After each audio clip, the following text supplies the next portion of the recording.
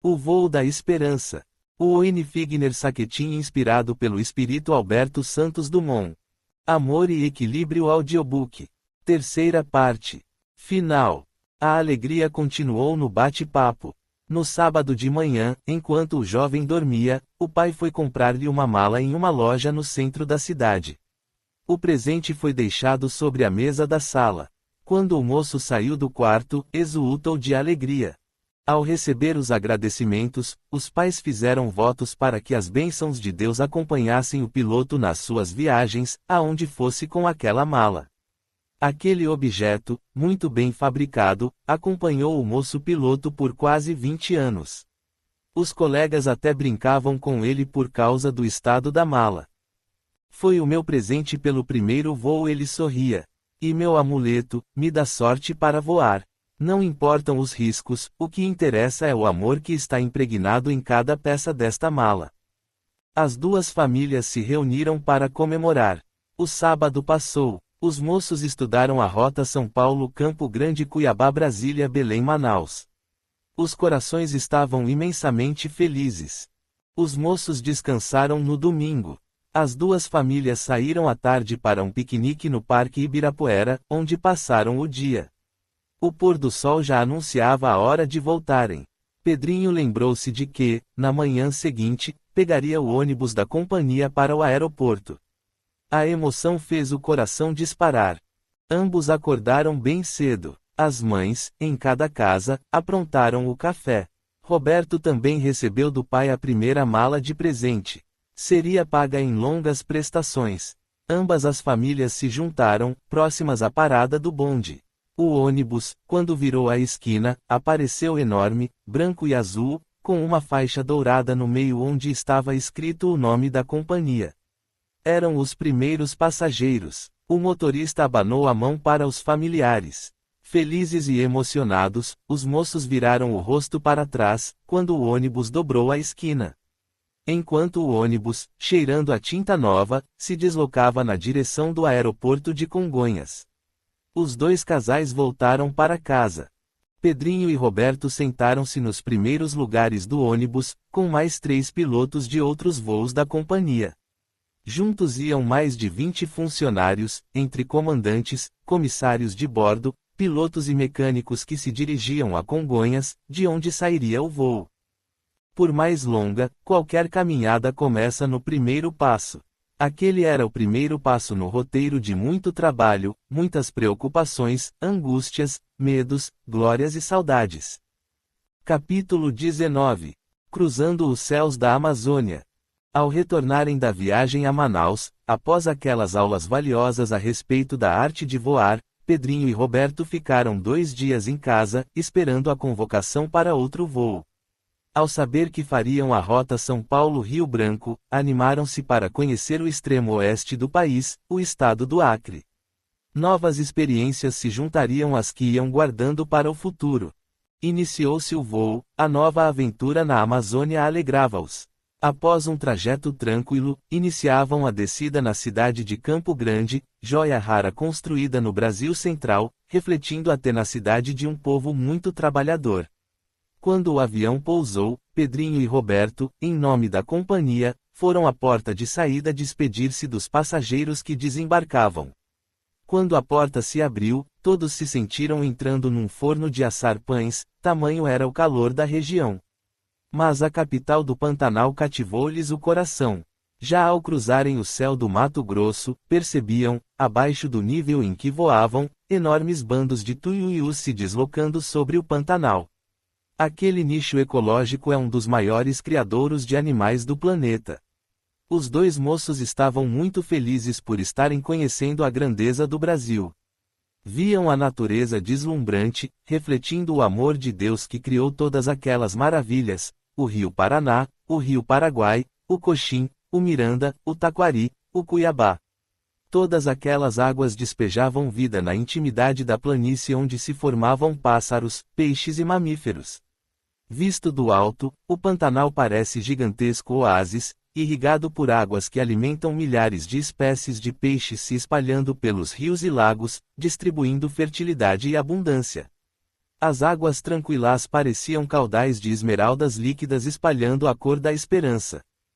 Aproximando-se de Cuiabá, os pilotos, conhecedores de história, imaginavam os rastros das botas destemidas do bandeirante Pascoal Moreira Cabral marcando o solo, para fundar a cidade em 1719. Na paisagem deslumbrante, ao redor do rio Cuiabá, cresceu a capital alicerçada no ouro que brotava das águas. Os bandeirantes, paulistas desbravadores, formaram as ruas antigas, criando o centro histórico. A cidade foi se expandindo com as construções modernas. Movidos pela ânsia da descoberta de ouro e pedras preciosas, os bandeirantes foram instrumentos para o engrandecimento do país, semeando o futuro e fixando, naquelas terras encharcadas de esperança, a mensagem do porvir. O ouro das margens dos rios e riachos era abundante e poderia enriquecer muito a cidade. Se estivessem lá apenas pelo ouro, poderiam permanecer naquelas paragens por mais de um século.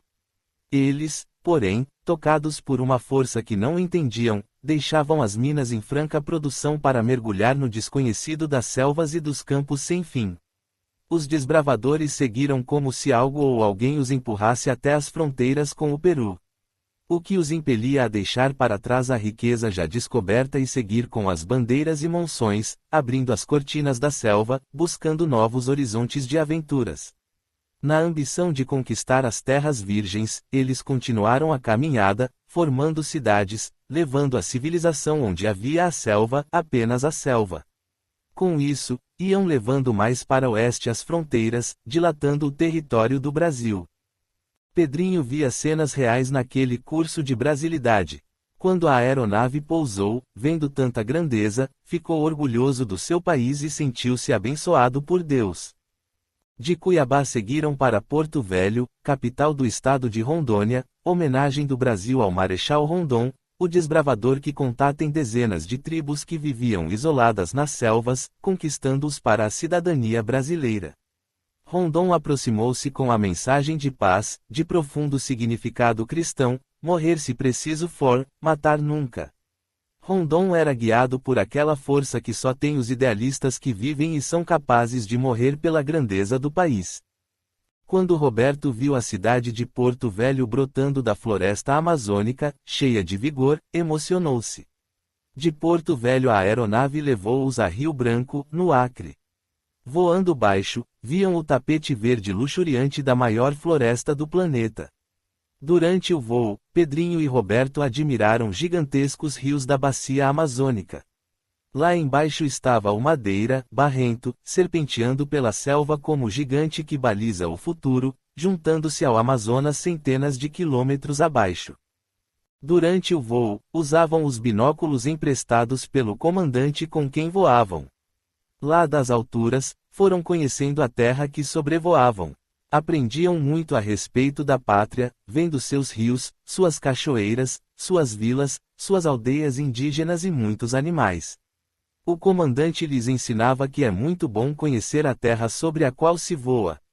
Num caso de necessidade, poderiam até se guiar por voo visual, utilizando um rio, uma cachoeira, uma serra ou uma estrada. Se houvesse algum problema com o rádio de bordo ou qualquer instrumento de navegação, o conhecimento da região auxiliaria a tripulação a voar numa das áreas do planeta mais desprotegidas de aparelhos de segurança de voo. Voando para Rio Branco, eles viram, no meio da selva, o rio Madeira, o rio Abunã, o Purus e seu afluente, o rio Acre, que se prolonga na intimidade da selva e passa junto à capital. Aquele emaranhado de caminhos feitos de água, unindo os Solimões ao Madeira, ao Tapajós e ao Xingu, lançando-se em turbilhão líquido por entre a floresta, forma os grandes rios da terra. Durante o voo sobre o Acre, Pedrinho percebeu que aquele estado não possuía montanhas e não viu pedras. Ele verificou mais tarde que, em Rio Branco, quase tudo é feito de tijolos, até o calçamento de muitas ruas. Quando pousaram, o calor era o mesmo de uma fornalha aberta. A temperatura era tão alta que os cansava muito. Todos ficaram exaustos, obrigando a tripulação a dormir às 8:30 da noite. Descansaram em Rio Branco apenas 16 horas e retornaram a São Paulo. Próximo a Porto Velho, a chuva torrencial chicoteava violentamente a aeronave, impedindo-a de pousar no aeroporto. Estas tempestades, onde a água cai dos céus em torrentes gigantescas, são comuns na Amazônia. Capítulo 20. A violência da tempestade. As chicotadas da chuva, batendo na fuselagem, faziam um barulho infernal dentro da aeronave, parecendo que gigantes rolavam imensos tambores de metal pelas escadas do infinito. Os trovões, roucos e raivosos, respondiam às chibatadas de fogo dos raios, cortando as nuvens, fragmentando o céu, parecendo galhos de árvores de fogo acesas pela natureza em fúria. Juntando-se à violência dos elementos, o vento empurrava a máquina com suas turbinas possantes, jogando-a de um lado para outro, como se fosse um barquinho de papel navegando num lago furioso. Os cintos de segurança foram apertados por ordem do comandante. Os jovens pilotos, controlando as emoções, olhavam-se assustados. De repente, o vácuo aspira a aeronave para baixo, como se fosse imenso abismo no ar. O avião geme os motores, tentando reequilibrar-se ante a violência da tempestade. As bagagens de mão nos bagageiros, acima das cabeças, caem nos corredores e o pânico se instala. Um golpe de vento joga a ponta da asa esquerda para cima. Mesmo com os cintos apertados, os passageiros se amontoam sobre o vizinho da direita. O pavor se reflete nas faces. O comandante preocupa-se, porque já iniciara os procedimentos para a aterrissagem. Os pilotos sabiam que o mais grave nessas situações é a perda de altura e, conforme a topografia do terreno sobre qual se voa, a aeronave pode se espatifar contra algum monte ou montanha. Felizmente Rondônia tem raras montanhas, muito poucas colinas. A selva ali é um tapete uniforme verde e plano. O mais difícil, para os jovens pilotos ainda não acostumados ao voo por instrumentos, era que não viam um palmo além do nariz da aeronave, pois a chuva abundante e o vapor que se formava no ar aquecido faziam da rota um labirinto no céu onde navegavam. Barômetros e altímetros, bússolas e rádio modernos compassos da navegação aérea pouco lhes ajudavam naquela confusão da atmosfera revoltada na tempestade. O comandante pediu calma, explicando que, apesar do desconforto, por ser região plana, o risco era pequeno. Porém, por precaução, arremeteu, ganhando altura e passando por Porto Velho sem vê-la. Apenas Pedrinho, com seus olhos curiosos, conseguiu enxergar, por um vão entre as nuvens, o rio Madeira lá embaixo. A aeronave ganhou altura para atingir camadas de nuvens mais tranquilas. As informações meteorológicas diziam que por muitas horas o tempo na região continuaria instável. O comandante conversou com a tripulação e resolveu cancelar aquela escala em Porto Velho, rumando para Cuiabá. Quando o tempo melhorou, apagaram-se as luzes de emergência dentro da aeronave.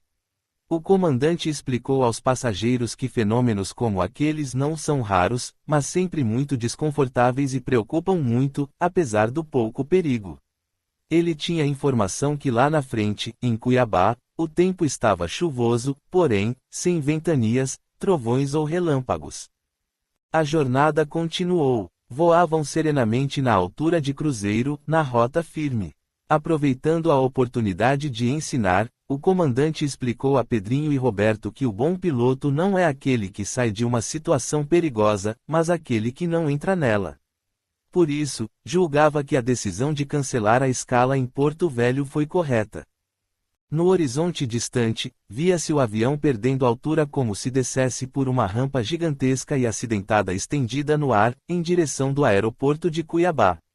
Sacolejando, chegariam lá. Fora das nuvens, viram no horizonte uma cena grandiosa, os meandros do rio Cuiabá, se espraiando na mata, parecendo serpentes enormes que penetravam na selva deslizando para o sul, para contribuir na formação do Pantanal Mato Grossense.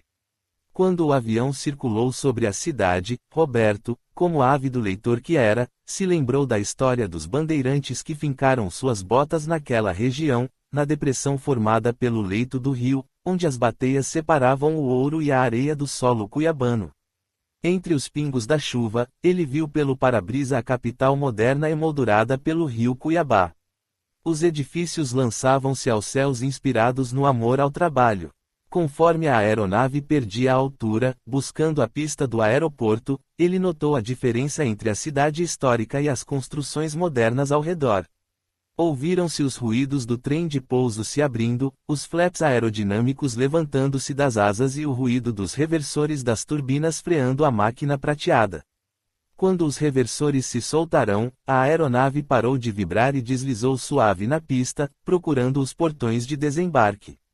Ao parar, o comandante experiente pediu para Pedrinho e Roberto examinarem a fuselagem. Ele tinha quase certeza, pela violência dos ruídos da ventania, que alguma parte do corpo do avião deveria estar danificada. Eles desceram pela escada, antes dos passageiros.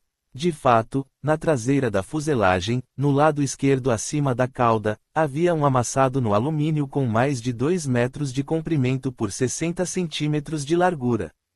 Felizmente, as partes vitais como o leme e a cauda não foram atingidos. Relataram ao comandante os seus achados, opinando que não havia perigo em continuar o voo. Técnicos da companhia aérea, em Cuiabá, foram consultados. Os passageiros desembarcaram e a aeronave foi minuciosamente examinada. Não havia problema para o prosseguimento do voo. O tempo perdido na pesquisa foi compensado pela passagem, sem escala, por Porto Velho. Os passageiros que deveriam desembarcar na capital de Rondônia seriam transferidos para outro voo que vinha de Campo Grande. Os moços, naquela ocasião, tiveram seu batismo de fogo, ou de água e vento, conforme brincou Roberto. Vinham acumulando experiências com as horas de voo. Todos reembarcaram. O comandante explicou aos passageiros que voariam sem problemas até Campo Grande e São Paulo. A decolagem, apesar da pista úmida, foi normal. Ultrapassaram as nuvens de chuva, que foram diminuindo. Agosto voavam tranquilos e logo chegaram à imaginária rampa de descida. Atravessando as nuvens chuvosas, com muitos solavancos, aproximam-se da bela capital do Mato Grosso do Sul, Campo Grande. Com suas áreas verdes, belos parques, mostrando ao seu redor o respeito ao meio ambiente, com o progresso caminhando junto ao bom senso para conservarem o Pantanal maravilhoso. Do alto, viam-se os verdes cenários encharcados de água e gigantescas árvores mergulhadas no imenso lago formado pela chuva na planície ampla. Pela beleza daquele cenário, os para-brisas da aeronave transformavam-se em tela deslumbrante, como nenhuma outra que Deus criou na terra. No pouso tranquilo tocaram o solo. Logo mais, com a troca de passageiros, dão um novo salto nos céus, até Brasília. O tempo melhorou, o comandante observava o comportamento dos moços e deixava o comando nas mãos de Roberto, enquanto a máquina deslizava tranquila pelos céus do Brasil Central. Enquanto as turbinas empurravam a aeronave através das nuvens, o jovem Pedrinho ia pensando na beleza da profissão de piloto, na contribuição que ele poderia oferecer a um país de dimensões continentais como o Brasil. Aproveitando a serenidade do voo, ia pensando na nobreza do trabalho que transporta cultura pelos céus do país. Imaginava, porém, a responsabilidade daqueles que, em terra, garantem a segurança do voo, como o controlador das torres, no seu posto de sérias tensões emocionais. Pensava nos operários, calculistas, engenheiros, construtores e empreiteiros que fazem as pistas, que calculam os aterros quando estes suportam o asfalto e aeronaves pesadas que aterrissam batendo os trens de pouso com pesos gigantescos. Considerava que um voo seguro precisa de equipe tranquila, bem preparada numa cadeia de inteligências profissionais responsáveis. Se apenas um elo dessa corrente magnífica falhar, poderá causar catástrofes com perdas de vidas preciosas. O jovem piloto aprumou-se na poltrona, desviou o pensamento para as turbinas que nas alturas empurravam o avião na direção do próprio destino, levando homens, ciência, tecnologia, alimentos, mercadorias, medicamentos, enfim, frutos do trabalho coordenado de todo o país. A aparelhagem eletrônica indicava a aproximação de Brasília. Roberto entregou o controle da aeronave ao comandante e, junto a Pedrinho, ficou observando os procedimentos de aproximação do aeroporto, na aterrissagem. Lá embaixo, a cena grandiosa do trabalho de todos os brasileiros mostrava os edifícios que pareciam brotar suavemente do chão, cortando o horizonte do céu goiano, com formas de sonhos que só a genialidade dos arquitetos brasileiros Lúcio Costa e Oscar Niemeyer pode oferecer ao mundo. Pedrinho e Roberto, mesmo observando os procedimentos de descida, tiveram tempo para observar o Lago Paranoá, que se estendia como gigantesco diamante líquido, encaixando-se na terra impregnada de futuro e encharcada de grandeza a nossa Brasília. Logo mais, os pneus resvalavam no asfalto. Chegavam à capital da esperança. O cansaço, fruto da tensão emocional mais do que o trabalho físico, foi tomando conta de toda a tripulação. Roberto suspira fundo. Mais um salto no ar e estaremos em casa, companheiro. Chegaram a São Paulo. Os dias foram se desenrolando, transmitindo experiência, criando preocupações, vencendo decepções, mas, acima de tudo, confortando-os no sentimento do dever retamente cumprido, coroando-lhes as horas. Capítulo 21. O grande piloto se despede. Certo dia, depois de retornarem de Buenos Aires e Porto Alegre, com o comandante e o instrutor amigo, pousam em São Paulo. Desembarcam. Muitas comissárias de bordo, carregando lindos buquês de flores, cumprimentam com sorrisos o comandante, que desce as escadas pela última vez, pois no dia seguinte se aposentaria. Pedrinho e Roberto o respeitavam muito. Eles acompanham o mestre na passagem daquele corredor das comissárias, com 10 moças de cada lado. Elas recebem o comandante com buquês de flores, no desembarque do seu último voo. Mais de 50 pessoas o aplaudiram. O comandante retira o cap em sinal de respeito e, com o dorso da mão, enxuga o canto dos olhos. Quando o piloto exemplar, de cabelos grisalhos, atravessou a porta do salão, virou-se para olhar a pista. Os 2 moços o acompanhavam. Olhou emocionado a aeronave estacionada. Ficarei com muita saudade deste pássaro magnífico. As pequenas deformações e riscos na fuselagem são cicatrizes de grandeza que Deus lhe colocou, que marcaram o meu coração e me mostram que, apesar dos perigos passados, a vida me deu a alegria de chegar ao fim da carreira, cheio de saúde. Estou feliz com a missão cumprida. Virou-se na direção do salão, colocou as mãos nos ombros dos moços. Que Deus os acompanhe na vida, como me acompanhou. Abriu-se num sorriso que lhe refletia a alma bondosa. Olhou ao redor, voltou a cabeça para a pista, olhou ao longe do aeroporto de Congonhas e lembrou-se que, 35 anos atrás, decolava num voo de piloto privado.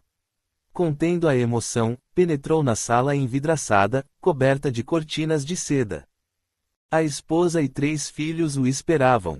Um dos filhos começava a carreira de piloto, outro era advogado e o terceiro, médico residente de cirurgia num hospital universitário de São Paulo.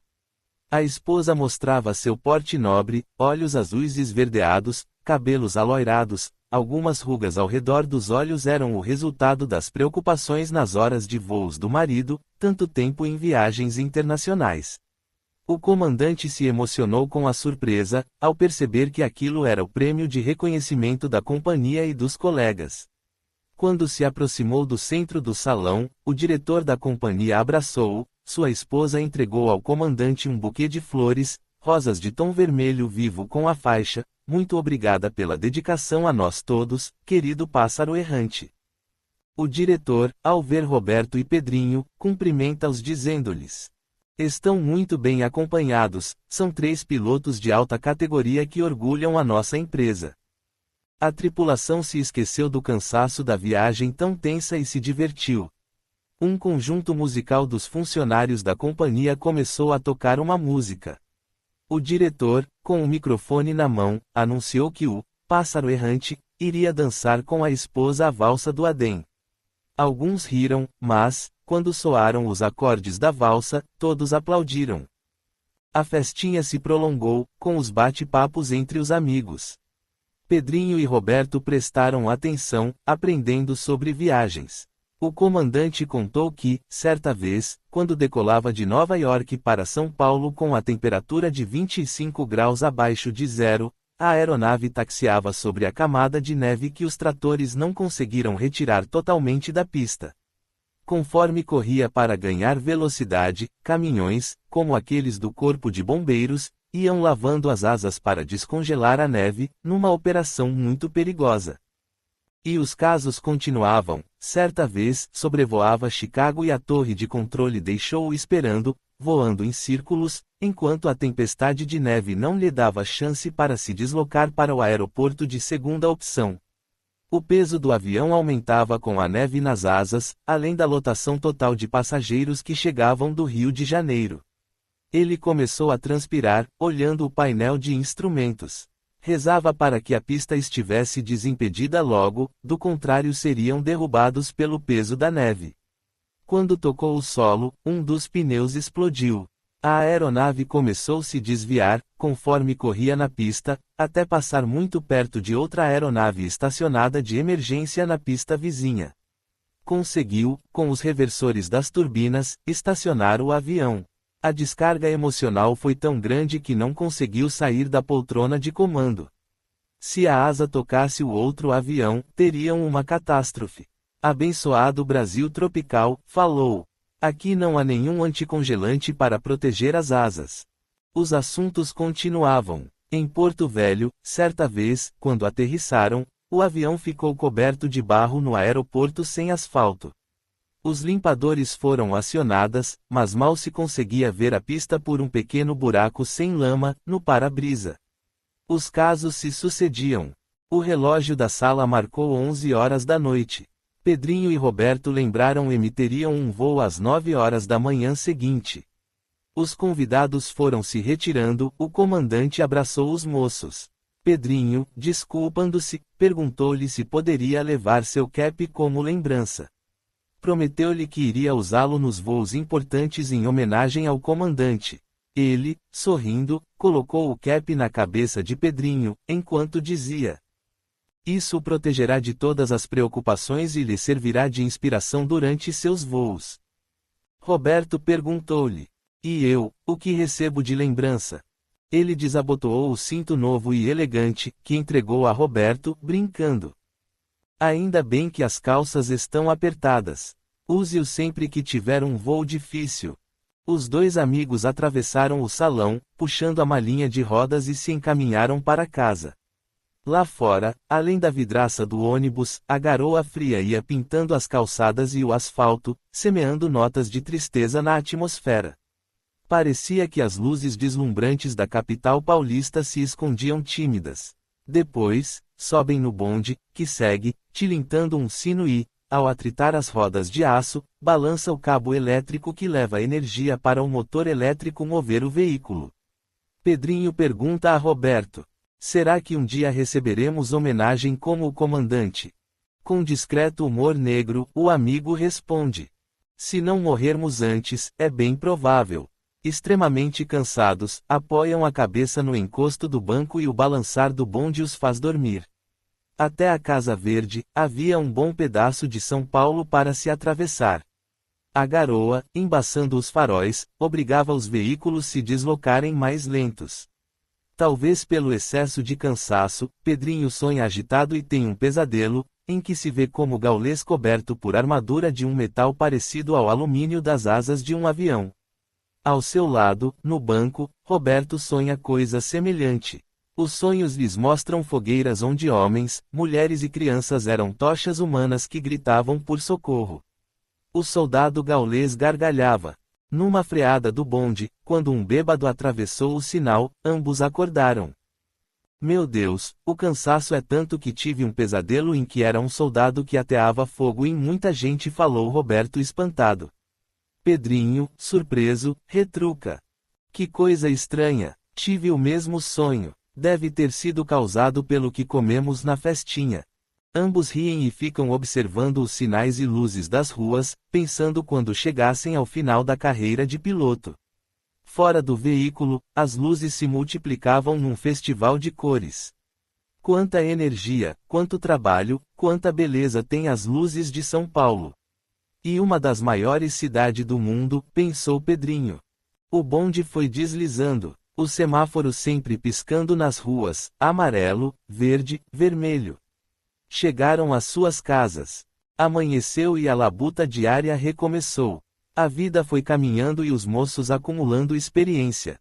Os aviões se aperfeiçoaram na mesma proporção em que as tensões e problemas nos aeroportos aumentavam. Os aparelhos de proteção ao voo se modernizaram, mas o aeroporto de Congonhas se fossilizava. Os dois companheiros se separaram, voando em outras rotas e trabalhando em outras companhias. Capítulo 22. O aeroporto estrangulado. Durante muito tempo distantes, quando se encontravam, falavam das suas preocupações ao verem nascer, nas proximidades das pistas do aeroporto de Congonhas, enormes edifícios que lhes pareciam ter forma de dedos macabros feitos de cimento, apontando, vingativos, para os passageiros. Os anos foram passando, as estações de passageiros se embelezaram, a cerâmica dos corredores transformou-se em granito, os banheiros ficaram mais bonitos. As pistas, porém, continuavam antiquadas e sem cuidados. As verbas para isso são manuseadas a critério de empreiteiras e administradores sem amor ao patrimônio público, orientados por interesses pessoais de diretores e governantes que se esquecem da missão de defensores da sociedade. O sagrado dinheiro público é sugado, nas maiores taxas de impostos do mundo, das veias de trabalhadores jovens, mulheres e velhos. Porém esses recursos, planejados para finalidades indispensáveis, são usados impropriamente, depreciando a qualidade da construção pública. Os dois amigos iam observando a deterioração das qualidades das pistas, com a diminuição da segurança e o aumento dos pousos e decolagens, em aeroportos cada vez mais exprimidos pelo avanço das áreas urbanas. Infelizmente, a manutenção do aeroporto de Congonhas reflete a situação de outras obras públicas por todo o país, em grandes hospitais, no asfalto das estradas, na segurança das pontes, nas obras das ruas das grandes cidades e no horror da falta de planejamento, dos erros técnicos, sem punição, até no metrô da maior cidade do país. Observando a manutenção de uma aeronave no pátio, os dois moços trocavam ideias a respeito das tragédias que poderiam acontecer nos aeroportos brasileiros, principalmente em Congonhas e no metrô da capital paulista, que apresenta defeitos graves de construção, em vários setores. A falta de amor dos dirigentes desarticula a nação, comentavam os moços. Os que corrompem ou são corrompidos se esquecem de que só faremos uma pátria onde teremos segurança para viver e criar a família quando fizermos uma sociedade baseada na grandeza moral. Comentavam do entusiasmo que sentiram no início da carreira, diminuído pelas decepções com as atitudes dos que governam. A responsabilidade moral que aprenderam pelo exemplo no lar modesto ainda os impelia para frente. Viviam dentro da ética do servir à pátria. Com o tempo, foram percebendo a diminuição da qualidade de vida dos controladores de voo, o aumento da tensão emocional destes valorosos servidores da pátria, a deterioração do transporte aéreo no país, os ordenados dos que governam crescendo sem ética, enquanto funcionários de áreas vitais nos aeroportos mal conseguiam ganhar para a própria subsistência. Voando, notavam que na cabine de comando não havia mais a alegria nem a camaradagem dos tempos de principiantes da carreira. Episódios como a despedida do comandante, que eram rotina, agora se tornaram muito raros. As empresas começaram a exigir mais, pagando menos. As condições de trabalho e segurança foram diminuindo. A desorganização dos aeroportos, fruto da falta de respeito ao ser humano, fez a viagem aérea, no Brasil, uma atividade com riscos desnecessários. Surgem, então, situações nas quais a perícia indiscutível dos pilotos brasileiros é insuficiente para contornar os problemas técnicos, criados pela desorganização administrativa dos aeroportos. A irresponsabilidade oficial coloca em risco milhares de pessoas, a maioria delas líderes do progresso e do crescimento cultural e econômico da nação, as quais se utilizam diariamente do transporte aéreo. Pedrinho e Roberto, cuidadosamente preparados pelas melhores escolas de pilotagem do país, conforme o tempo passava, aperfeiçoavam-se mais. Seguiram comandando aeronaves em rotas e companhias diferentes. A amizade, porém, solidificava-se entre as duas famílias e aumentava o apoio mútuo diante da profissão cada vez mais estressante. A vida continuou escrevendo, nos céus das consciências, e gravando, no mármore dos séculos, as histórias de cada um. A sabedoria que governa a justiça divina foi juntando os personagens da história de dor, vingança, ódio, sangue e fogo, colocando-os lentamente, através dos séculos, no palco da vida no sul e sudeste do Brasil. O Batalhão dos Leões, árvore da amargura que nasceu, cresceu e espalhou seus frutos pelas Gálias, em torno do ano 60 a.C., foi transplantado para o Brasil. Era necessária a reeducação das almas que faziam parte da imensa caravana dos exércitos mercenários de Roma. O tempo rolou e o vento da justiça juntou as folhas esparsas da árvore que produziu dor, sangue e sofrimentos atrozes, muitos séculos atrás. A sabedoria divina esperou muitas centenas de anos para a apresentação da cena final da história, no teatro da vida, com todos aqueles espíritos em dívida consigo mesmos. Os personagens, imantados entre si pelos vínculos do passado de ações contra a justiça divina, foram atraídos para viverem no Brasil. E necessário que o escândalo venha, mas ai daquele por quem o escândalo vier. As nuvens de fumaças da queima de seres humanos vivos pairavam, durante séculos, na consciência dos soldados do Batalhão dos Leões. A lei de causa e efeito, que norteia a jornada evolutiva do homem na Terra, colocou todos os culpados em campo afins, em níveis socioculturais parecidos. No processo do resgate das dívidas, juntaram-se a irresponsabilidade de governos e as condições climáticas. Capítulo 23. Lições da vida. Terminadas suas férias, o experiente comandante Roberto encontrou-se com o amigo, comandante Pedrinho, que vinha transferido de outra companhia. Os dois, comandando o voo que partia da capital do Rio Grande do Sul, vinham para São Paulo. Estavam sentados na cabine de comando, enquanto os passageiros iam subindo as escadas da aeronave. Ambos sentiam algo estranho pairando no ar. Falavam sobre os sonhos que tiveram na noite anterior. Enquanto os passageiros subiam a bordo, comentavam. Meu Deus, disse Roberto, talvez o jantar pesado de ontem à noite tenha me causado o pesadelo. Imagine que eu me via como comandante de uma tropa de mais de 200 soldados e, no meio deles, algumas mulheres. Eram gritos, com cenas de espadas cortando cabeças, lanças perfurando peitos, o fogo transformando corpos em fumaça que encobria os gritos por clemência das vítimas. Pedrinho empalideceu, tirou o cap elegante, colocou numa poltrona da cabine de comando. Virgem Maria, sonhei a mesma coisa. Parece até que éramos nós dois juntos, comandando o massacre. Roberto riu, meio desapontado. Bem, o negócio é trabalhar. Deixemos de lado os sonhos que o vento leva. Deixe-me ver os passageiros subindo, assim posso desanuviar a cabeça. Vá preparando as coisas que já volto. Junto às comissárias de bordo, o comandante, fazendo força para esquecer o sonho cuja lembrança ainda o atormentava, recebia os que subiam fazendo barulho com os sapatos que batiam contra o metal das escadas. Veio-lhe à lembrança a cena do sonho e o barulho do metal pareceu-lhe o ruído das armaduras. Empalideceu repentinamente, chamando a atenção da comissária ao seu lado. Ela encostou-lhe a mão no ombro. Está tudo bem, comandante? Sim, está tudo bem, respondeu. Entravam naquela couraça de alumínio que, para o comandante, parecia gigantesca armadura. A plataforma de embarque foi afastada, depois de travadas as portas. O avião foi levado para a pista por pequeno trator feito para isso. O comandante ficou aguardando a torre de controle dar a ordem de decolar. Dentro da aeronave, ouviu-se: decolagem autorizada. A máquina pesada rolou pela pista, iniciando o longo salto até São Paulo.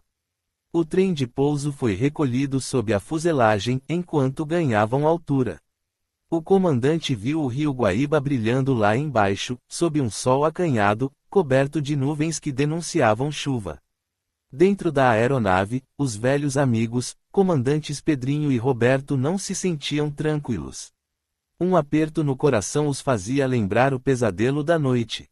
O voo prosseguia na direção norte, buscando o aeroporto de Congonhas, em São Paulo. O silêncio dominou o compartimento dos passageiros, como se refletisse a tristeza que a atmosfera chuvosa e fria mostrava lá fora. No aeroporto Salgado Filho, em Porto Alegre, um moço chega apressado, tentando passar pelo portão de embarque e é avisado de que o avião já havia partido. Aquele era um dos soldados que, na Aquitânia, há mais de 2000 anos, arriscando a própria vida, salvou duas crianças que seriam pisoteadas pelos cavalos, na invasão de uma vila pelo Batalhão dos Leões. Com atos de bondade, através dos séculos, reconciliara-se com a consciência perante a Justiça Suprema. Por isso, naquela fase da sua vida espiritual, não teria necessidade do despertar pela dor como os outros que conseguiram embarcar. A chuva chicoteava São Paulo durante vários dias. A principal pista do aeroporto de Congonhas fora remodelada havia pouco. A desorganização e a irresponsabilidade liberaram os pousos e decolagens com a obra sem terminar. Ao longe, lá no horizonte, na tarde úmida, o avião aponta no céu. A torre de controle aguarda a partida de outra aeronave que ocupa a pista, para autorizar a chegada. Após a ordem para pousar, o avião começa a descer. As correntes de ar, úmidas e conturbadas, balançam muito a aeronave. Os experientes pilotos Pedrinho e Roberto desligam os instrumentos automáticos e tomam conta da aterrissagem. Quando o trem de pouso toca o asfalto, ambos veem que a pista não segura os pneus. A drenagem de água era insuficiente, defeitos técnicos causados pela reforma inacabada dificultam a frenagem. Os comandantes percebem a aeronave deslizando, sem controle, na pista. Pensam em arremeter a máquina, mas a opção é descartada, pois o espaço é estreito, um edifício à frente impossibilitava a manobra. Sem área de escape, este edifício, de construção licenciada pela irresponsabilidade, também impediu os pilotos de salvarem mais de 200 vidas, tão preciosas para o país. Segundo registros espirituais, os dois amigos comandantes, colocados juntos naquele voo por determinação da lei suprema, pensando nos passageiros sob suas responsabilidades, perceberam que aqueles eram seus últimos instantes na Terra. Na cabine, uma voz emocionada grita no horror do desespero: Meu Deus, vira, vira, vira! Estavam numa armadilha mortal, entre a pista cheia de defeitos e o espaço apertado por construções que a moral e o bom senso não deveriam permitir. Do outro lado de uma das avenidas mais movimentadas de São Paulo, em prédio pertencente à mesma empresa da aeronave, estavam alguns dos soldados do Batalhão dos Leões, participantes das carnificinas na Galha. Trabalhando em um posto de gasolina, ao lado do prédio da companhia aérea, vários antigos soldados gauleses viram aquela gigantesca massa de metal arrebentado às cercas e muros do aeroporto, quase esmagando um táxi na avenida. A aeronave desgovernada, deslizando na água acumulada sobre a pista mal construída, choca-se violentamente contra o posto de gasolina e o depósito de mercadorias, e tudo se torna uma fogueira pavorosa, transformando seres humanos em fumaça e chamas, metais como o alumínio, em líquido incandescente, no fogaréu infernal. O barulho ensurdecedor, na explosão devastadora dos tanques de combustível e da aeronave, tremeu todo o aeroporto. Os espíritos de Pedrinho e Roberto, aterrorizados diante da cena dantesca, percebem as carnes em combustão. Aturdidos pela violência do processo da morte física, o pensamento de ambos voa no tempo mais de 2000 anos atrás, até a Galha Cisalpina, onde o seu batalhão ateava fogo a vilas, pessoas e cidades. Na cabine dos passageiros, o desespero e a dor tomam conta de todos os espíritos. Conhecendo os graves defeitos que ainda assolam a humanidade terrena, a providência divina jamais se deixa tomar pela surpresa.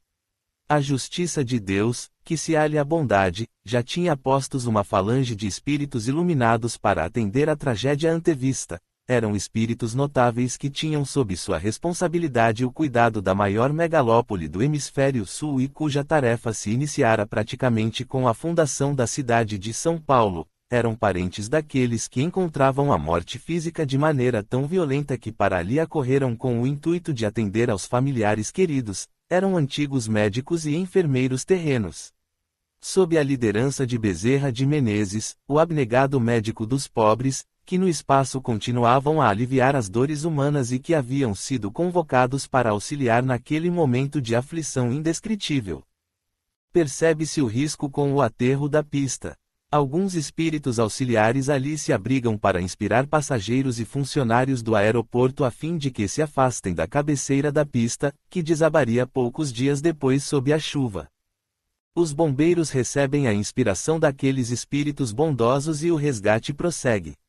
Os corpos materiais estão todos destruídos, queimados, mas os espíritos, a parte indestrutível e eterna do ser, são amparados pelo amor. O desespero se acalma, a justiça e a bondade de Deus miam pela voz do padre José de Anchieta, o fundador da cidade de São Paulo. Atordoados ainda pela tragédia ocorrida, aqueles espíritos ouvem a fala compassiva e meiga do apóstolo do Brasil.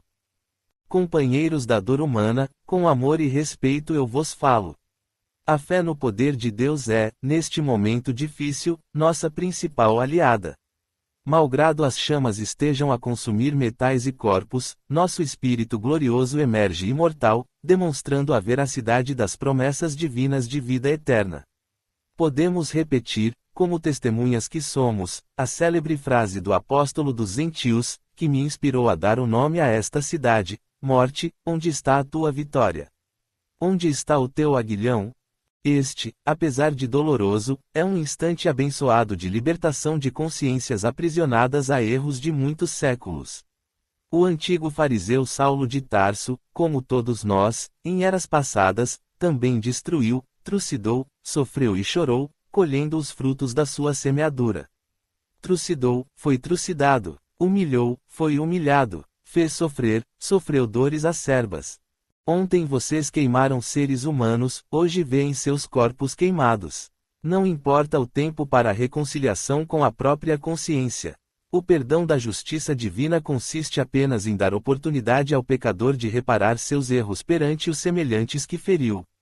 A bondade de Deus se expressa ensinando a sermos bons, enquanto resgatamos nossos erros ante aqueles a quem lesamos. A Suprema Justiça oferece duas fórmulas para conseguirmos o progresso: o trabalho em favor dos nossos irmãos ou o sofrimento atroz. A escolha é nossa, apenas nossa. Tenham coragem e fé. Se erraram, trabalhem e reconciliem-se com a lei divina. A redenção virá após saldarmos todas as dívidas perante a Suprema Justiça. Não permitam, porém, que os seus corações se encham de rancor, buscando os responsáveis por essa tragédia que lhes traz tanto sofrimento. Eles também acertarão suas contas diante da justiça soberana. Percebam este transe como dolorosa quitação de antiga dívida e ansiada liberação de seus espíritos para novos investimentos na felicidade futura. Conforme Anchieta falava, uma luz intensa e suave acendeu-se no aeroporto de São Paulo e continuou clareando a noite de amargura e de redenção espiritual. No meio daquele mar de sofrimento e de grandeza, pela presença de espíritos elevados, o trabalho de resgate prossegue. Confusa e ainda sem compreender a extensão daqueles acontecimentos, uma professora, que nas galhas fora algoz de prisioneiros, às vezes queimando-os, percebe ao seu lado delicadas mãos de enfermeiras, que imediatamente lhe tranquilizam a mente e anestesiam o sofrimento. Ouve suave voz a lhe dizer: a nobreza que você dedicou à sua missão de ensinar salvou-a de dores atrozes. Não chore mais, olha a beleza da vida espiritual que se espraia no universo, imortal e infinita. Não olhe para trás. Cada um dos que ardem em chamas também estão amparados pela bondade da justiça divina. As dores agressivas, o fogo do sofrimento, as labaredas do desespero fazem a purificação que transforma o ouro impuro no metal precioso. A dor purifica a alma humana, livrando-a das suas imperfeições. Olhe para o alto, minha filha. As lições de grandeza moral que você distribuiu aos jovens te protegem do fogo de provações maiores e te conduzem ao cenário de amor pintado nos céus da sua consciência pela bondade de Jesus. Atraídos pelos seus méritos espirituais, achegaram-se a ela os avós, sorrindo junto a alguns familiares desencarnados, e Saudaramina em espanhol, recepcionando-a felizes. Você terminou seu trabalho na terra. Descanse agora. Você ficará conosco, junto às pequeninas. O avô, de aspecto nobre, cavalheiro elegante, mostrando profundo amor nos olhos, aconchegou-a com carinho nos braços, junto ao peito. Ela chorava de felicidade, vendo aquelas cenas divinas. Sem saber porquê, lembranças do Rio Grande do Sul, nos tempos da juventude, afloraram-lhe a mente. Também se lembrou da faculdade onde foi digna professora. O pranto de alegria inundou-lhe o coração quando viu, ao seu lado, um moço acompanhando-a. A justiça divina é severa, mas tempera a dor com o amor junto às lições da vida eterna, para o progresso da alma humana. Uma das enfermeiras que buscavam auxiliar os recém-libertos da carne ensinou-a: Filha, olhe para diante. Nova aurora se descortina diante da tua consciência. O avôzinho fica abraçado a ela, como nas pinturas que retratam os anjos nos céus. Na noite que se avizinhava, a brisa fria de São Paulo acariciava-lhe o rosto, enquanto seus olhos úmidos de amor fitavam cenas queridas ao seu coração. Suas feições se iluminaram quando reconheceu o moço ao lado. Era seu filho, desencarnado também vítima de um incêndio, durante um acidente automobilístico. O moço sorria, abraçando-a, e chorava de alegria. Mamãe querida, quanta saudade! Agora estaremos unidos. Já pagamos as dívidas que fizemos juntos no passado remoto. Olhe o vovô e a vovó, chamando-nos para nos juntarmos para sempre num grupo familiar. O amor faz nosso reencontro. Disseram-me, mamãe, que você foi vitoriosa na linda missão de ensinar, por isso poderemos ficar juntos. Ela, dominando os sentimentos, responde: espera, filho. Mesmo naquele turbilhão de emoções, protegida pelas benfeitoras espirituais, ela volta ao foco do incêndio, entre os metais retorcidos da aeronave. Daí a minutos, coberta por um halo de luz que o amor materno criava ao seu redor, ela saiu do meio das chamas, segurando pelas mãos duas meninas que, antes desesperadas, agora quase sorriam felizes agarradas às mãos da avó. O filho, ao ver as três juntas, ajoelhou-se na pista, chorando: obrigado, meu Deus, este é um reencontro de profundo amor. Todos os familiares se deram as mãos e partiram, deixando o palco das lutas e sofrimentos redentores para buscar o hospital de cidade espiritual próxima. Lá embaixo, o incêndio queimava os corpos. No alto, os espíritos libertos sorriam, enquanto a chuva fria e fina parecia beijar-lhes as faces, dando-lhes as boas-vindas ao mundo espiritual. Os experientes comandantes Pedrinho e Roberto também recebiam grande dose de amor dos espíritos socorristas. Porém, dentro da cabine em chamas, o fogo das emoções em desalinho provocava gritos, gemidos, estertores, enquanto, num ruído terrível, o incêndio ia devorando a aeronave e derrubando o edifício das cargas e encomendas. As horas se passaram. As chamas crepitavam, transformando o avião em um monte de ferros retorcidos e corpos em carvão. O fogo ainda teimava em deixar seu sinal tétrico naquele cenário de dor. Capítulo 24. Pagamento de graves delitos. Os gemidos nas dores lancinantes, o ruído do fogaréu, os gritos de extrema revolta trouxeram de volta ao espírito do comandante e do subcomandante a lembrança das encarniçadas invasões do Batalhão dos Leões nos campos que eles encharcaram de sangue e de lágrimas na Gália Cisalpina. A tragédia era uma repetição, pouco diferente, do desastre nas águas geladas do afluente do rio Lot, perto de Toulouse. Lá, o Batalhão dos Leões foi colhido no início do inverno, no frio. A justiça divina, usando as águas revoltas batendo enlouquecidas nas pedras, cortava-lhes o ímpeto sanguinário. Em Congonhas, o fogo foi o móvel para o reencontro com os erros do pretérito. Apesar do amor que a caracteriza, nada escapa à contabilidade divina. Os crimes coletivos exigem muito trabalho ou sofrimento para serem pagos. Pedrinho e Roberto, logo que se desligaram do corpo, naquele processo violento e doloroso, perceberam-se de novo, como Ícios e Acauno, comandantes do batalhão gaulês. Tudo fica gravado nos eternos registros da alma. No momento, quando o espírito chega ao mundo espiritual, rasgam-se os véus que lhe ocultam as vidas passadas. O véu do esquecimento, porém, tem partes transparentes que dão ao espírito encarnado acesso a essas lembranças. Sonhos ou intuições do passado ressurgem como flashes de cenas, quando a pessoa desperta, ou como pensamentos que aparecem quando acordado. Foi o que aconteceu com os dois comandantes. Entenderam logo a relação entre a tragédia no aeroporto e os incêndios que eles e seus soldados causaram. Agora, no palco desta vida, não faziam mais o papel de soldados gauleses que incendiavam, mas de passageiros e tripulantes de um avião que se consumia nas chamas.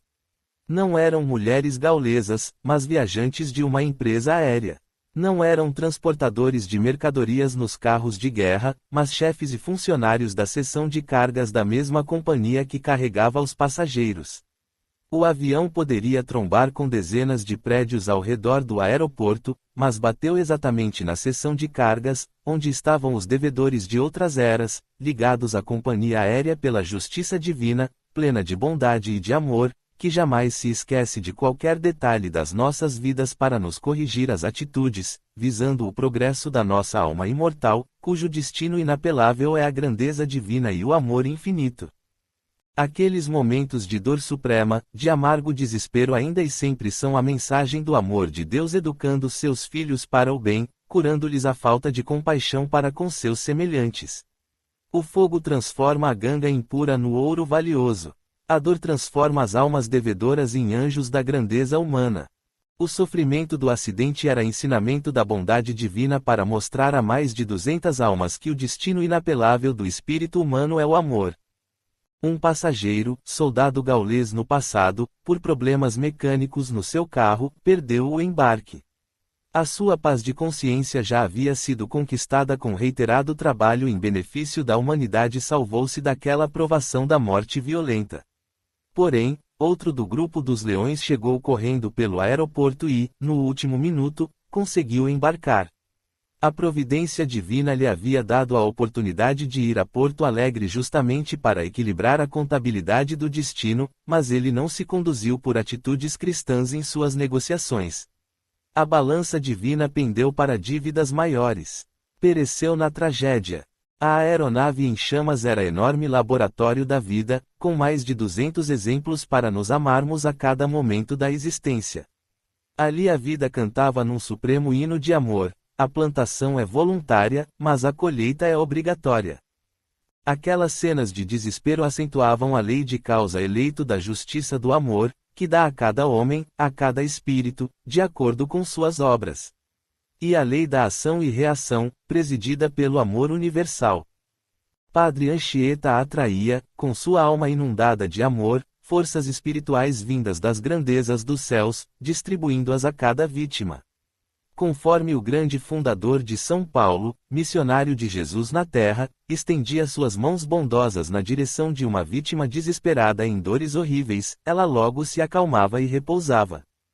Enormes grupos de abnegados servidores espirituais trabalhavam, diminuindo o desespero e a dor. Alguns familiares desencarnados aproximavam-se das vítimas, consolando-as e acalmando-as.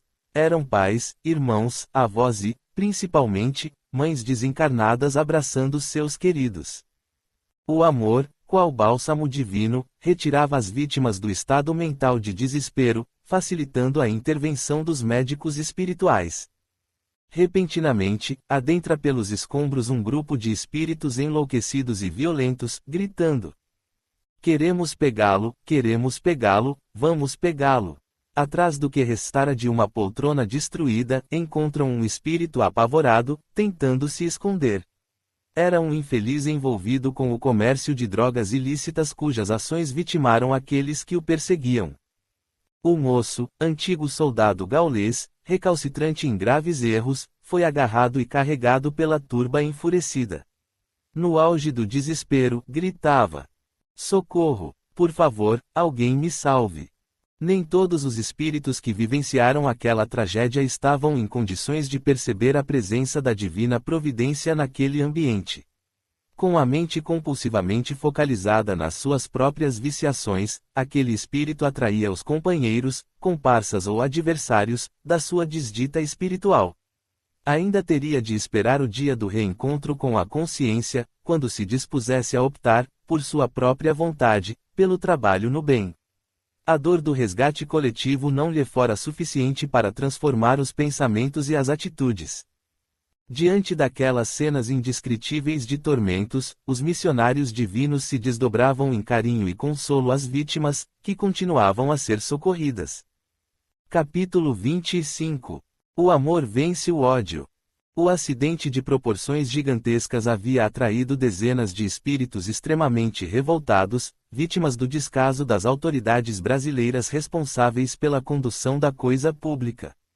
Eram espíritos de pessoas que faleceram sem atendimento nos corredores dos hospitais públicos, vítimas de acidentes em estradas de conservação precária, aposentados que não conseguiram sobreviver às dificuldades impostas por uma aposentadoria aviltante que não lhes garantia a mínima dignidade. Foram atraídos pela empatia que sentiam com as vítimas do acidente aéreo. Sabiam que, erros em cima de erros técnicos, dirigidos por atos de falta de amor ao país, causaram a catástrofe.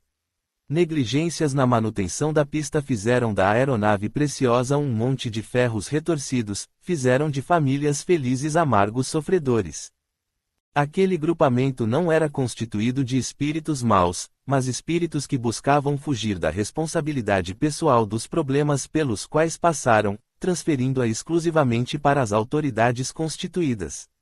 Não haviam entendido a mensagem do Cristo, que não nos isenta da responsabilidade pelos sofrimentos por que passamos, no entanto, também não desculpa o agente causador do nosso sofrimento. É necessário que o escândalo venha, mas ai daquele por quem o escândalo vier. Esses espíritos perturbavam a cena já tão dolorosa do desastre, buscando agredir as autoridades que visitavam o local, gritavam-lhes palavras rudes que os dirigentes registravam como ideias absurdas. Você, que desviou o sagrado suor de velhos, crianças e mulheres para encharcar o seu bolso ávido com o sagrado dinheiro do povo, não imagina o quanto irá sofrer, gritava um velho, desesperado por ver chegar ao mundo espiritual sua netinha, vítima do acidente. Outros gritavam, violentos: não te daremos um minuto de paz. Irresponsáveis, não lhes daremos trégua. Esses dirigentes sem patriotismo não percebem que a falta de amor está montando uma bomba relógio que, se explodir um dia, irá fazer milhares de vítimas. No entanto, aquele não era o momento para as cobranças. Percebendo a delicada situação, que demandava urgente atitude, o plano superior convocou a presença de antigo político brasileiro, reconhecido como embaixador de muitas das conquistas sociais do nosso povo. Tornando-se visível a turba revoltada, sua simples presença acalmou a multidão, que se dispôs a ouvi-lo. A providência divina, em seu amor incessante, usa de todos os recursos para atrair os espíritos desavisados para o bem. Irmãos sofridos do Brasil, testemunhamos, neste momento, um terrível acidente, mais um acidente para o qual concorreu o descaso de um grupo que se arvora em representante do nosso povo. O que acontecerá a esses administradores e políticos responsáveis não só pelas mortes deste acidente terrível, mas pela morte de milhares de crianças, velhos e doentes, ao desviarem o dinheiro dos impostos que seriam empregados para a educação, para amparar a velhice, para curar e prevenir doenças da população? Passarão por dores inconcebíveis, por doenças cruéis através das encarnações. Quando penso neles, mesmo que estejam no auge da fama, na glória do poder, peço a Deus que lhes tenha piedade. Eles não sabem avaliar o horror do sofrimento que os esperam em muitas encarnações seguidas. A pequena multidão prorrompeu em gritos. Isso mesmo, muito bem. Eles terão o que merecem. A um curto aceno de mão do orador, o público silenciou. No entanto, é mais cômodo transferir as responsabilidades das situações trágicas e desconfortáveis por que passamos para terceiros, eximindo-nos da causa do problema. Hoje, aqui se encontram espíritos que se reconciliam com suas consciências de um passado de crueldade e dor. Neste doloroso transe coletivo, estão presentes membros do Batalhão dos Leões, que tanto horror e sofrimento espalharam, há 2000 anos, na antiga Gália. A providência divina, em sua sabedoria infinita, não colocou neste avião espíritos inocentes, mas almas seriamente comprometidas com um passado de erros e que, hoje, já se encontram em condições de prosseguir para o destino de todas as almas, a felicidade. Também aqui se encontram, à minha frente, espíritos que igualmente sofreram as consequências da irresponsabilidade de nossos dirigentes, que, salvo louváveis exceções, se espalha por todo o país. Mas, ainda assim, não pensem que vocês são espíritos inocentes e injustiçados. Todos nós, espíritos ainda falíveis e em evolução, antes de nascermos, programamos as lutas necessárias para nosso progresso espiritual. Ainda precisamos da dor em nosso processo de aprendizagem. Todos vocês que aqui se encontram trazem, dentro da consciência, as verdadeiras razões dos sofrimentos pelos quais passaram. Cada um de vocês sabe de sua responsabilidade e, infelizmente, busca, num processo de fuga, transferir essa responsabilidade para outrem. Como a causa do sofrimento está dentro de cada um, vocês começam a lembrar, neste instante, o verdadeiro fato gerador de tanta dor e revolta. Nesse momento, espíritos auxiliares induziam a pequena turba, profundamente magnetizada pelas palavras do inspirado orador, a lembrar das causas, em encarnações anteriores, dos sofrimentos por que passaram em suas vidas. Aqueles espíritos não conseguiam mais ignorar a própria responsabilidade. Alguns começaram a soluçar, acusando-se descontroladamente, outros, emocionados, pediam ajuda às entidades elevadas à sua volta. Aos poucos, os espíritos eram retirados, para receberem ajuda em colônia espiritual próxima, e prosseguirem seu processo evolutivo.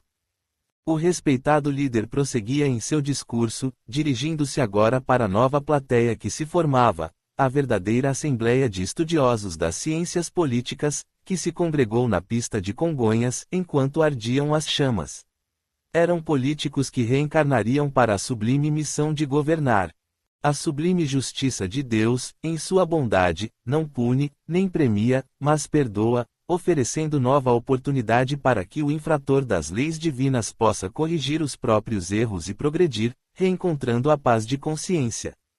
Nas veredas da vida, a suprema lei determina que, no processo de evolução do espírito, pode-se trocar o sofrimento pelo trabalho no bem, direcionando-o para o auxílio aos semelhantes. Esse grupo, de mais de 200 pessoas comprometidas com o passado de falta de compaixão para com os semelhantes, poderia ter reencontrado a tranquilidade da consciência através do trabalho no bem aos semelhantes. Porém as leis da física, como leis de Deus, são imutáveis.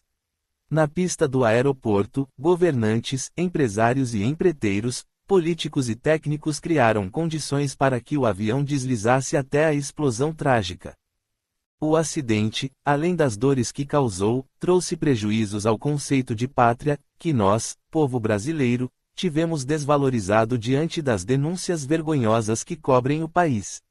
Nestas horas de dor, sobrevém a desgraça e exalta-se a falta de respeito à sublime entidade imaterial que se chama Pátria Brasileira.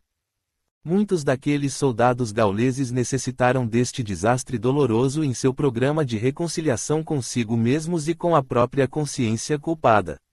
Assim também, pela lei de causa e efeito, ou lei de ação e reação, que preside a Justiça Suprema, os governantes responsáveis pelo sofrimento e pelo atraso cultural e espiritual do povo que devem proteger, orientar e amar estão demonstrando o quanto necessitam sentir nas próprias vidas o sofrimento que infligem a seus semelhantes para que possam despertar para a necessidade da própria transformação moral. Nossos políticos devem entender que nosso povo não é um entre os demais, ele precisa ser preparado para liderar a nova civilização espiritual do planeta, onde os valores da justiça, do amor e da paz deverão ser o esteio das relações de todos os povos, em contraposição à cobiça e egoísmo que vigoram entre as potências nos tempos atuais. Os espíritos de jovens que renasceram no Brasil estão vivendo sem as luzes da escola eficiente que desenvolve o intelecto e a alma. Caso mantenham o corrompido padrão de comportamento que pautam em suas vidas, sofrerão amargamente aqueles que sugam o trabalho dos semelhantes através dos impostos desviados para os próprios bolsos. Sofrerão pela avidez de ter sempre mais, sem se importarem com os meios, numa escalada sem limite. Sofrerão pelo mal que causam a infância e a juventude, incentivando o ensino de má qualidade e manipula o tempo dessas joias humanas que Deus colocou no Brasil. Sofrerão por darem maus exemplos, desprezando a grandeza espiritual do nosso país e por manipular a consciência desse povo bom e pacífico.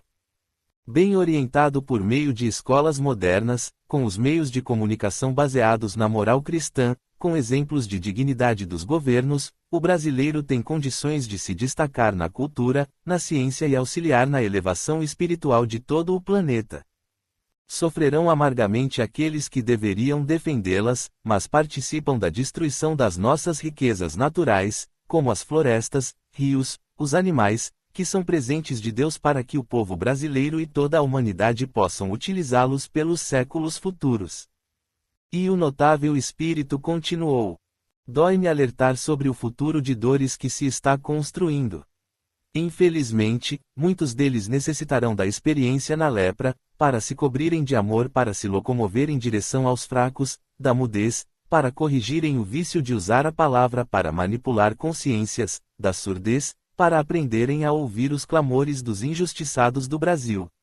A reencarnação lhes será de duras lições, visando o crescimento espiritual eterno.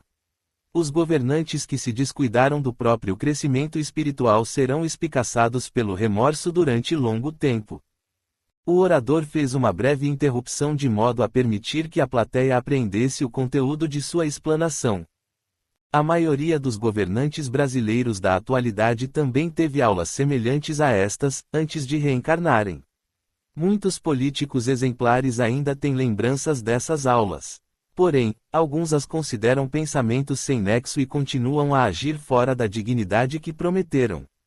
O mergulho na carne lhes trouxe o esquecimento que poderá resultar em dores seculares. Dando continuidade àquela aula, verdadeira experiência de campo ilustrando as tristes consequências da política em proveito próprio, o ilustre político professor falou. A maioria dos governantes brasileiros esqueceu-se da grandeza da posição em que a vida os colocou para servir. Desviaram-se da responsabilidade, embriagados pelo poder e pela fortuna material, alcançados por métodos que esquecem o respeito e o amor à sua gente. O político deve ser o protetor do país, orientando o povo para o desenvolvimento cultural, moral e espiritual. E dos governantes, de todos os níveis, a responsabilidade pela situação lamentável em que se encontram os aeroportos onde pousam nossas aeronaves. Acontecimentos como este mostram que a direção do país, em todos os níveis, acentuou sua falta de amor à nação. O político que dignificar o posto que lhe demos receberá a missão de destaque no governo espiritual do país, subindo na escala evolutiva da vida e do amor universal. A falta de dignidade coloca em perigo a missão sacrossanta do Brasil perante o mundo. O país, esquecido dos compromissos espirituais assumidos, está destruindo a natureza que Deus ofereceu a todos, florestas, rios e recursos naturais. A omissão é falta grave diante da tarefa divina de governar. Pede-se ao dirigente guiar o povo na direção do bem e da dignidade, na rota do engrandecimento moral do país. A maioria da população, no estágio espiritual em que se encontra a Terra, é constituída de espíritos sem orientação diante da vida universal. Cabe aos governantes orientá-los, ensiná-los, principalmente com o exemplo, a crescerem espiritualmente. Em todos os séculos, a massa humana necessitou ser orientada, não explorada. Necessitou ser guiada, não enganada. Necessitou ser protegida, não manipulada. A missão dada ao comandante do país lhe foi emoldurada pela pobreza material e cultural. Por saber o quanto é dolorosa a pobreza, pois sentiu o seu rigor na própria vida, a ele foi dada pelo governo espiritual do país a missão de governar pelo exemplo de dignidade, elevando os padrões morais dos seus comandados. Se não desempenhar a missão a ele confiada, a justiça divina o cobrará severamente. A justiça divina dará, aos líderes que se comprometeram a elevar os padrões morais do país, a participação no governo espiritual da pátria, além da felicidade pelo dever cumprido. Ao redor do aeroporto, região em que, no plano físico, deveria ser preservada de outras construções humanas, foi planejada, no plano astral, enorme área, como um círculo de segurança, com um bosque grandioso. Neste bosque previa-se a presença de espíritos de elevada categoria. Organizar-se-ia, aí, sob a responsabilidade desses espíritos, um posto de socorro a espíritos sofredores, muitos vindos de outros países. Mas a ganância e a falta de amor à pátria alteraram esses planos traçados no mundo espiritual. O homem, principalmente o que governa, ilude-se com as promessas de felicidade que a glória de mandar e o poder da riqueza passageira lhe dão. Logo se desvia do roteiro que lhe traria a verdadeira felicidade, que é a do dever cumprido diante da vida espiritual. Muitos dirigentes, pobres desorientados, facilitaram para que organizações sem amor destruíssem os planos traçados. E a louca ilusão do enriquecimento material, às custas do empobrecimento cultural e espiritual da pátria. Ela, feito mãe bondosa, agasalha-os do berço à sepultura. Desorientados perante a vida, muitos governantes brasileiros não percebem que, se os cidadãos forem bem orientados, cultos, bem nutridos, com oportunidade de crescimento cultural e espiritual, não haverá tantos desvios à suprema lei, tanta doença, que é filha da miséria e da desigualdade social. A nação brasileira, pelos planos do governo supremo da terra, foi planejada para ser um oásis de grandeza, paz e progresso espiritual, cultural e científico no mundo. Os líderes do país aprenderão que a maior riqueza do ser humano é ter sua pátria social, culturalmente sólida, favorecendo a elevação espiritual de todo o povo. Do que vale desviar milhões e viver amedrontado, temendo assaltos, inseguro com os que vivem ao seu redor, tentando sobreviver à miséria sem cultura, sem desenvolvimento intelectual. O político parou, olhou aquela cena dolorosa e continuou: imaginem, irmãos, a dor e o desespero que muitos governantes vêm atraindo para o próprio futuro espiritual. Temos, já, uma missão a cumprir. Podemos, através da inspiração, falar aos membros do nosso Congresso o que os espera de dor e desespero no futuro, se não forem dignos da missão divina a eles confiada. Podemos ensinar que a felicidade espiritual, por séculos futuros, os espera se cumprirem a tarefa grandiosa. Alertá-los sobre o fosso de dores morais milenares que estão cavando para si mesmos, quando se desviam da missão de protetores da população, função espiritual equivalente à de um pai amoroso. É doloroso para os brasileiros e muito pior para os próprios políticos, quando se esquecem dos compromissos de elevação moral que têm diante da espiritualidade que dirige o país.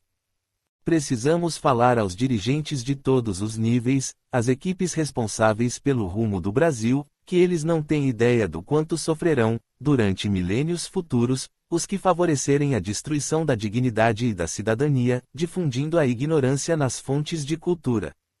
É preciso falar-lhes, por exemplo, que os bosques ao redor deste aeroporto foram destruídos, como também estão sendo as selvas que foram planejadas para manter o equilíbrio vibratório e espiritual de toda a Terra.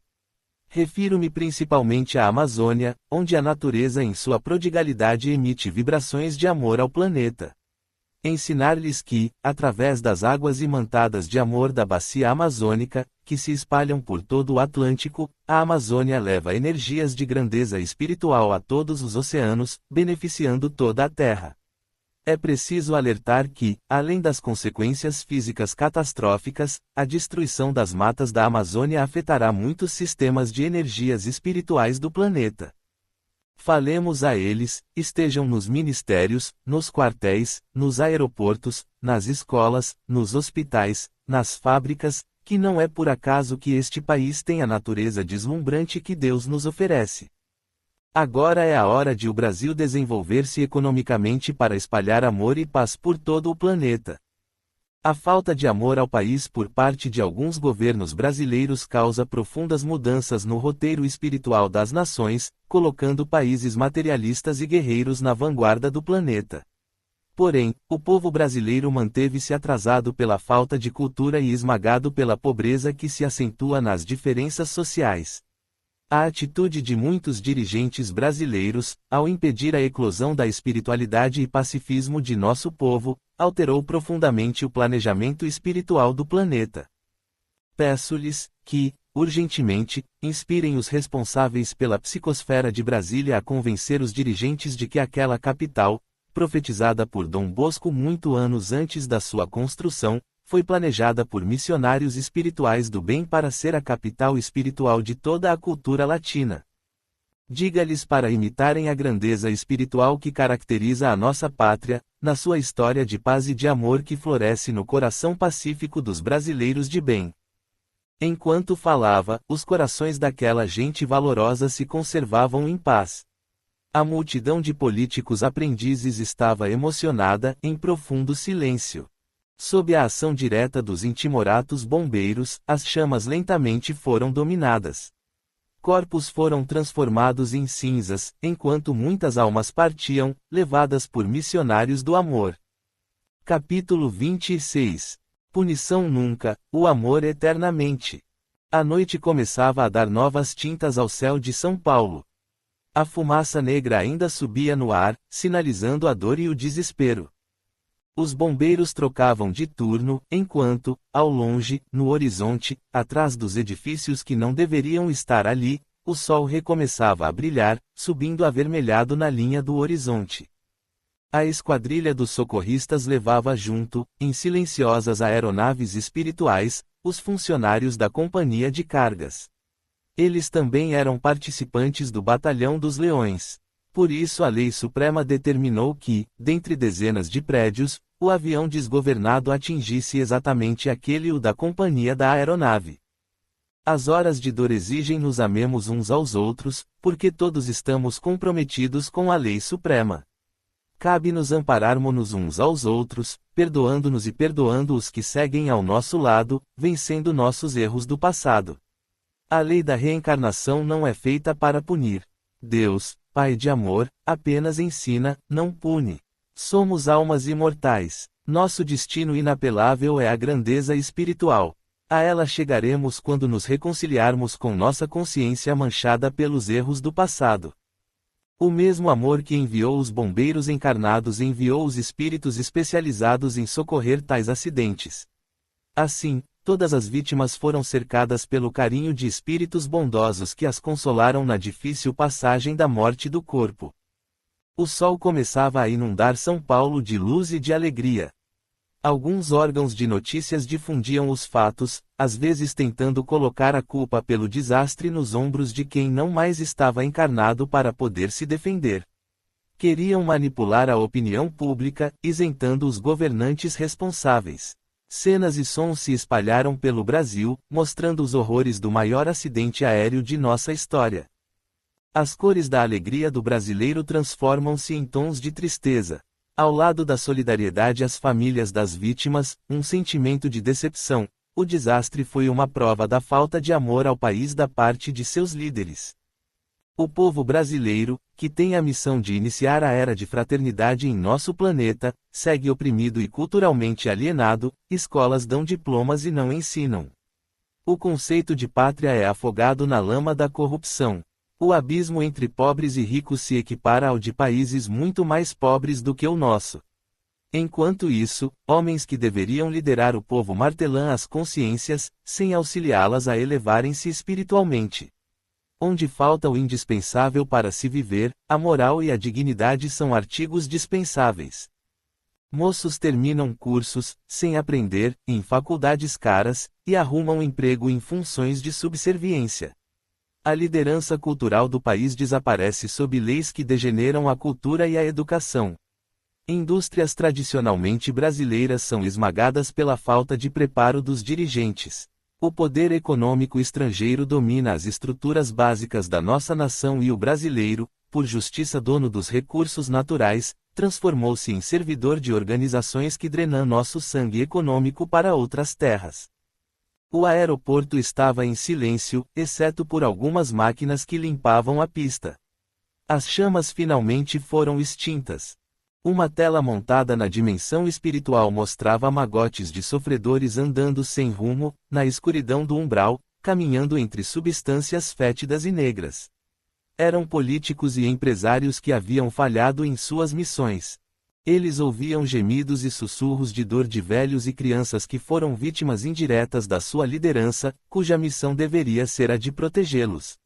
O remorso apunhalava os corações daqueles homens e mulheres que preferiram se esquecer da missão sacrossanta de guiar o povo para mergulharem na irresponsabilidade da corrupção. Aquela história de dor não terminava ali com a transferência dos espíritos das vítimas, novos tormentos surgiram nos corações dos culpados pelo acidente. O espírito humano não se libertará do sofrimento enquanto não adequar seu comportamento às leis divinas que regem o universo. O maior presente que a vida nos deu é a certeza de que somos eternos, indestrutíveis. Mesmo que o homem queira destruir-se, a vida continuará na grandeza do espírito humano. O espírito é fagulha divina e pode criar belezas indescritíveis. Com esforço, nós brasileiros transformaremos esta pátria em imenso canteiro de amor. Nossas florestas brasileiras, rios, cachoeiras, nascentes, lagos e praias são verdadeiros centros de terapia, onde espíritos de todo o mundo podem ser trazidos para se tratarem e se refazerem. Aqui está planejado o surgimento da civilização do amor. No Planalto Central está concentrada a força espiritual da civilização brasileira. No norte do país, estão as florestas que, se forem usadas com equilíbrio, protegerão todo o planeta. Porém, a destruição da flora e da fauna nos ataques ao meio ambiente pode alterar profundamente os planos do governo espiritual, interferindo na ascensão espiritual de todo o planeta. Não foi o acaso que conservou as florestas da faixa do norte, desde a época do descobrimento, apesar de estarem mais próximas da civilização europeia a mais de 5.000 quilômetros que o sul. A civilização brasileira floresceu, primeiro, nos estados sulistas. Que paraíso seria o Brasil se todos retribuíssemos à vida as dádivas que recebemos de Deus na natureza? Nos céus do Brasil, nas cenas do futuro, eu vejo o país que deveríamos ser. A pátria das cidades civilizadas, escolas deslumbrantes, gente bem vestida e feliz, automóveis, barcos, navios, caminhões, trens e ônibus levados por combustíveis aqui produzidos, aviões fabricados por nós mesmos, com tecnologia nossa, já que somos o berço do pai da aviação. Imagino o que seria o meu Brasil, pontilhado de escolas, faculdades de alto padrão científico, difundindo a grandeza humana. O aeroporto, da noite trágica, ficou em silêncio. Lá fora, um monte de escombros e ferros retorcidos. Aqui dentro do meu coração, um mundo de tristeza e uma certeza: meu país não merece o que alguns dos seus maus filhos fazem à pátria, quando se esquecem da gratidão a Deus, por termos nascido no Brasil. Cansado e comovido, termino aqui minha difícil tarefa de repórter da desgraça, elevando a Deus uma prece de amor ao meu país e às vítimas brasileiros como eu. Alberto Santos Dumont, inventor do avião. São Paulo, 6 horas da manhã do dia 18 de julho de 2007. Capítulo 27. Mensagem de J.K.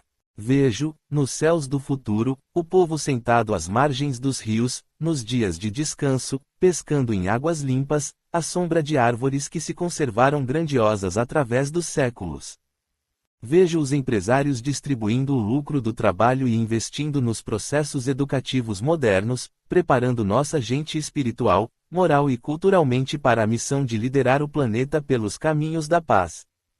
Vejo imensos laboratórios de pesquisa, com cientistas nossos procurando a perfeição na grandeza da vida. Vejo a comunicação por meio do som e da imagem, difundindo o belo para estudantes cheios de amor pela pátria, crescendo moral, espiritual e intelectualmente no intercâmbio de ideias de respeito ao país que Deus nos deu. Vejo a população toda lendo livros retirados de imensas bibliotecas, mantidas pelos governos, espalhadas por todo o país. Vejo os pátios das escolas de portões abertos, porque as crianças e os jovens aprenderam a respeitar a propriedade coletiva e pública. Vejo as casas de leis, os congressos estaduais e federal cheios de homens idealistas que lutam para conservar a educação, com seu amor, para enriquecer o povo com a verdadeira riqueza, a cultura. Vejo o Congresso Nacional como se fosse academia de paz e de dignidade, com missionários dedicados ao progresso da pátria e de seu povo. Vejo as prisões apenas com alguns doentes da alma, distribuídos nos pátios floridos cheios de sombras das árvores, sendo tratados com carinho por missionários que se consideram pais e protetores dos criminosos, já que estes são apenas homens que estão na retaguarda do desenvolvimento espiritual e moral. Vejo as florestas brasileiras conservadas, com caminhos e trilhas limpas, animais aparecendo entre a folhagem, correndo em disparadas sem medo da agressão, e os pássaros abotoando entre as flores, entre as folhas, entre as nuvens do céu. Vejo as espécies que estavam em extinção se multiplicando neste abençoado país. Vejo os rios de água cristalina, imensos, atravessando a Amazônia, conservadas as cachoeiras, por métodos que não exigem a destruição das matas e agressão ao meio ambiente. Vejo o meu povo educado e preservacionista, aprendendo com a sabedoria dos silvícolas, que frequentam escolas próximas aos povoados, vacinados com eficiência, evitando as doenças que dizimaram suas populações, no passado. Vejo os céus do Brasil pontilhados de aviões cheios de alimentos, progresso, cultura e beleza. Vejo centenas de aeroportos espalhados no país, muitos deles nas nossas fronteiras. Vejo as estações policiais dirigidas por homens cultos e fisicamente bem preparados, auxiliando crianças e velhos. Vejo o Nordeste todo irrigado por poços feitos pelos próprios nordestinos, retirando a bendita água do maior depósito subterrâneo do planeta. O São Francisco fluindo sem ser molestado na sua grandeza, as suas águas democraticamente controladas sem a intervenção das garras do poder econômico antidemocrático. Vejo o Brasil exemplificando o amor para toda a terra. Vejo o sorriso de felicidade brotando dos corações dos velhos, jovens e crianças brasileiros. Vejo a igualdade social se difundindo. Vejo os brasileiros afrodescendentes, nobres filhos, netos e bisnetos de antigos escravos injustiçados, abarrotando as grandes universidades brasileiras, colocando sua sensibilidade e inteligência nas artes, nas ciências, nos laboratórios, nos esportes e na música. Vendo a aeronave em chamas em plena São Paulo, terra do meu coração que me deu os meios para construir Brasília, eu chorei. Chorando, orei pelo Brasil e por aqueles dirigentes que desviam nossa pátria do caminho da dignidade. Que Deus tenha misericórdia deles e aplique-lhes, com todo rigor, sua justiça. Pois a pátria é instituição sagrada que merece muito mais do que respeito exige a veneração dos seus filhos. Termino minha respeitosa saudação às vítimas e aos familiares, neste acontecimento que nos faz chorar os corações. Quero abraçá-los com todo respeito, carinho e profundo afeto patriótico, sem nunca esquecermos que estamos todos os brasileiros ligados pelos laços de amor a este país magnífico que haveremos de construir esplêndido para brilhar na sua grandeza, iluminando os caminhos da civilização humana. Juscelino Kubitschek. Nota explicativa. A providência divina reuniu, para um processo de expiação coletiva, a maior parte do antigo Batalhão dos Leões, pois que algumas dessas almas já haviam logrado a remissão de seus erros em outros trances aflitivos. O relato espiritual desta história nos obrigou a tomar alguns cuidados. Procuramos, em nome da justiça, proteger cada participante desta epopeia que culminará na elevação da nossa pátria. Os nossos queridos pilotos, vítimas da situação de desequilíbrio pela qual nosso país atravessa, merecem ser protegidos das vibrações de ódio a eles injustamente dirigidas através de pensamentos guiados por notícias sem fundamento. Com esse objetivo, a equipe espiritual responsável pela produção do livro decidiu mudar fatos biográficos não apenas da vida dos pilotos no Brasil, mas de outros passageiros do voo da esperança. Desta forma, preservamos os personagens reais e respeitamos a intimidade familiar de seus parentes próximos, que permanecem ainda na romagem terrena, sem que esta mensagem perca sua veemência e seu brilho. Tenhamos em mente que a finalidade principal da obra que nós, em equipe multidisciplinar, elaboramos é alertar sobre a gravidade da situação moral da nossa nação. Os agentes da situação dolorosa por que passa nosso país cavam um futuro de dores acerbas que se delineiam nos horizontes das suas existências. Pedimos muito cuidado aos homens públicos que se desviam da sacrossanta missão de guiar nosso povo na direção dos mais altos destinos da dignidade humana. A equipe espiritual. Fim. Obrigado a todos e até o próximo livro. Amor e Equilíbrio Audiobook.